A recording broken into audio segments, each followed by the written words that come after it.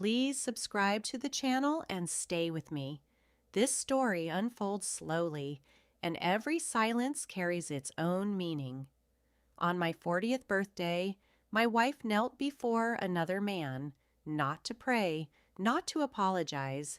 She knelt to fasten his cufflinks, smiling softly as she did, her head bowed in a way I hadn't seen in years. The room slipped into that strange silence that settles when everyone witnesses something deeply inappropriate but pretends nothing happened. Crystal glasses paused halfway to waiting lips. The string quartet missed a note. Someone cleared their throat. We were in Vienna, inside my family's old apartment overlooking the Ringstrasse. The ceiling stretched high above us, decorated with stucco angels that had watched my grandfather build his fortune and my father slowly lose himself trying to protect it. Outside, snow brushed against the windows like an apology the city had long forgotten how to offer. I smiled. I raised my glass. I said nothing. The man was Lucas Brandner, my wife's mentor, a venture capitalist with perfectly styled hair and an uncanny ability to turn closeness into influence. He had arrived fashionably late, dressed in a suit just casual enough to appear effortless. Confidence rested on his shoulders like a coat he never took off. When Helena knelt before him, his hand settled gently on her shoulder, as though it naturally belonged there. The gesture wasn't spontaneous, it was practiced, possessive. Earlier that evening, Helena had kissed my cheek and whispered, "Happy birthday, Elias." Her lips carried the faint taste of mint and something metallic, perhaps fear. I stayed silent because silence carries weight in families like mine. It sinks deep, it waits patiently, and it never forgets. I grew up in rooms exactly like that one, where men learned at an early age that anger was a luxury while revenge was a skill perfected over time. When I was 7 years old, my grandfather taught me how to play chess. "Never rush to capture the queen," he would say, tapping the board with the same finger that had once signed away hundreds of livelihoods. End the game by taking away her moves. Helena hadn't always been the woman standing beside Lucas. Once she had been the overlooked daughter, the youngest of 3 sisters from Graz, bright, sharp, always living in second place inside a family that admired beauty more than strength. Her father praised her appearance only when it benefited him. Her mother taught her how to smile whenever life closed another door. When Helena married me, everyone whispered that she had chosen stability. Not love? I never argued, because I truly believed love could be built the same way a house is built, one patient brick at a time. For years, I quietly accepted countless small humiliations the way people endure long winters, slowly, silently, inevitably. Helena corrected me in front of other people. She laughed whenever her sisters mocked my quiet nature. She told stories that reduced me to little more than a background character in my own life. Every wound she inflicted was carefully measured. Every apology afterward sounded flawless.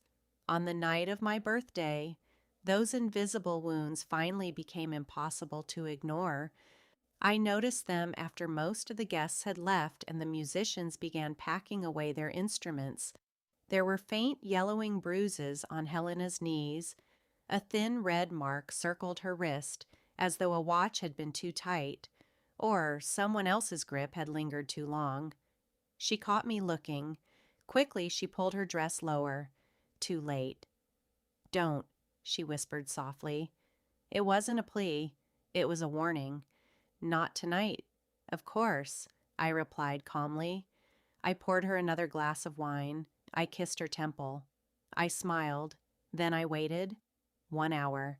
During that single hour, I ended the life she had built.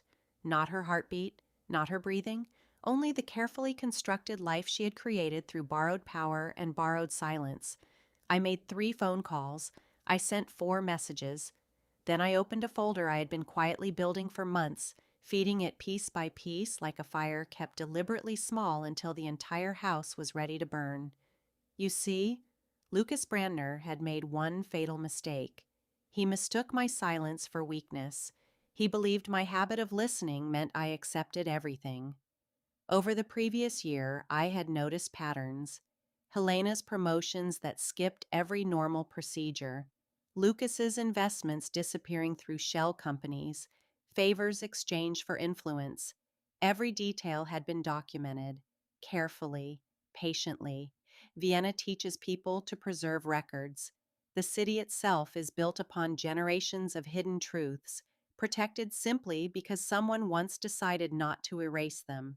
At exactly midnight, while Helena slept peacefully beside me, I emailed the supervisory board overseeing Lucas's firm. Attached were documents tracing influence peddling, coercion, and financial misconduct like veins running beneath the surface. I copied the compliance department, the financial crimes division, and one investigative journalist I trusted, a woman whose own family had once been destroyed by men exactly like Lucas. She never forgot. By morning, the story quietly surfaced. By noon, it exploded. Helen awoke to a phone that wouldn't stop vibrating, message after message, call after call. The device buzzed endlessly like an insect trapped inside glass. She sat upright, her hair unkempt, panic spreading across her face. "What did you do?" she asked. I simply smiled and remained silent. She hurriedly dressed, her hands trembling. In the mirror, she looked smaller somehow. The confidence she had borrowed from powerful people had disappeared overnight. As she reached for the door, I handed her an envelope. Inside were copies, emails, audio recordings, a timeline of meetings, dates she had lied about, hotels she had insisted were business conferences. At the very bottom rested one handwritten sentence: "I will not protect you from the consequences you chose." She cried, real tears this time. She spoke about her father, about learning from childhood that sometimes a woman had to kneel first if she ever hoped to stand later. She told me Lucas had promised safety, power, protection, a life where she would never be embarrassed by a husband as ordinary as I was. I listened. I always had. Finally, I spoke. But you knelt. In my home. The consequences unfolded with quiet precision. Lucas resigned before the company could officially dismiss him. Investigations multiplied. The people who once stood beside him quietly disappeared. Helena's position became impossible to defend. Her sisters stopped calling. Once remaining close carried consequences. Her parents first suggested distance, then offered only silence. We separated quietly. Families like mine rarely create dramatic endings. No shouting, no public scenes. The apartment slowly returned to the peaceful stillness it had always known. The angels above watched in silence once again. Helena moved into a much smaller apartment across the river. Her world slowly narrowed until only the essentials remained. One day, she asked me whether I hated her. "No," I answered. "Hate requires closeness." Spring arrived late that year. The snow melted into the Danube, carrying countless reflections away with the current. I wandered through the city alone, past cafes, past concert halls, past men who believed kneeling remained invisible as long as it happened behind elegant doors. I remembered my grandfather's chessboard. I hadn't rushed to capture the queen. I had simply taken away every move she had left. On my next birthday, there was no celebration, only a quiet dinner, a single glass of wine, the city breathing peacefully beyond the window. I raised my glass to no one in particular, because I had finally learned something important.